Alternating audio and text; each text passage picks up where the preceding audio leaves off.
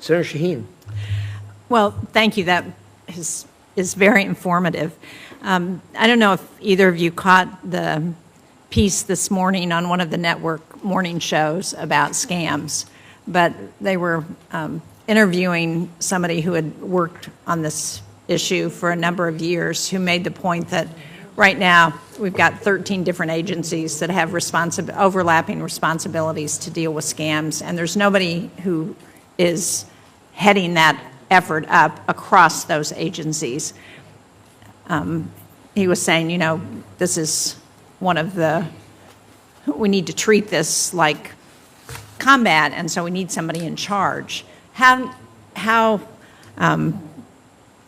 appropriate is that criticism, and how do you coordinate with other agencies that are working on this? Either one of you. Thank you for the question, Senator. And I won't comment on the appropriateness of the criticism, but I do understand that this is a whole government approach, and many agencies are focused on this. The President's executive order demands and is looking for coordination on this issue. It is a national security priority for the President, and one that we certainly take seriously. The action plan that was directed by the President is currently in the interagency review process to deconflict some of the concerns that you have raised, and we certainly think that the task force that will be implemented through that executive order will solve the problems that you may be referencing. So earlier this year, the Bipartisan House Select Committee on China released a report that identified overseas scam compounds as a convergence of transnational organized crime, human trafficking, illicit finance, and corruption, with direct implications for U.S. national security and strategic competition with the Chinese Communist Party. All of those issues you both raised in your testimony. But are we raising these concerns with the highest levels in China? I'm thinking about fentanyl, which has been a huge scourge for substance misuse in the United States and in New Hampshire. And a congressional delegation met with President Xi a couple of years ago and raised this concern. And until that high-level meeting, we were not getting any real cooperation from the Chinese government to address that. So is that the level at which we should be raising these concerns? Senator, I can tell you that we are raising these concerns, transnational criminal organizations, both fentanyl and scam centers, at the highest levels with China. With President Xi? Has President Trump raised this issue with President Xi? President Trump has raised transnational criminal organizations with President Xi. And what kind of a response did he get? Well, I think we've seen some action from them, for example, on the fentanyl area, where they have scheduled the various different precursor chemicals and otherwise. I certainly would agree with that on the fentanyl issue, but I'm really talking about scams now, too. What are we seeing from the Chinese on scams, and have they been willing to acknowledge that Chinese nationals are leading many of these operations and that they need to be cracking down in China on it?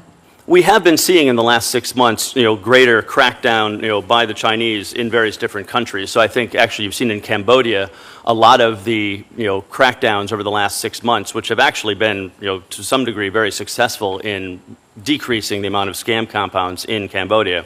I think our understanding is much of that has been driven by Chinese desire, as those scam compounds had been targeting Chinese nationals. So I think one of the benefits, shall we say, of the expansive or the expanding nature of the targeting out of the scam compounds is that they've been targeting many more countries, and those countries, including China, are now much more willing to work, themselves and also with us to try to go after these scam compounds. So the scams are actually targeting Chinese citizens in China? Yes, that as well as our citizens. Yes. I know, excuse me, one of the places that we know has some of these compounds is Burma. Or Myanmar, where we don't really have any leverage because of the government there. So how do we work with countries like that, where they may have a government that's either unfriendly to the United States or is a very dysfunctional government? Senator, that is a very good question, and it's obviously challenging in those countries. And the more we can work with the different groups within countries, and Burma is a good example, really focusing on advancing American interests and stopping scam centers is one of those interests. So we are willing to engage with all the different parties in Burma to try to accomplish that, so we can, protect American citizens from being scammed by the compounds in Burma. And when we do that, do we get pushback from the government there, or? I mean, obviously engaging with the different organizations to the extent that there is corrupt involvement, it's always a challenging discussion. I can say we're getting better traction in Cambodia, for example, than we are in Burma and Laos at the moment. Thank you. I hope you enjoyed this video and you had everything in this video.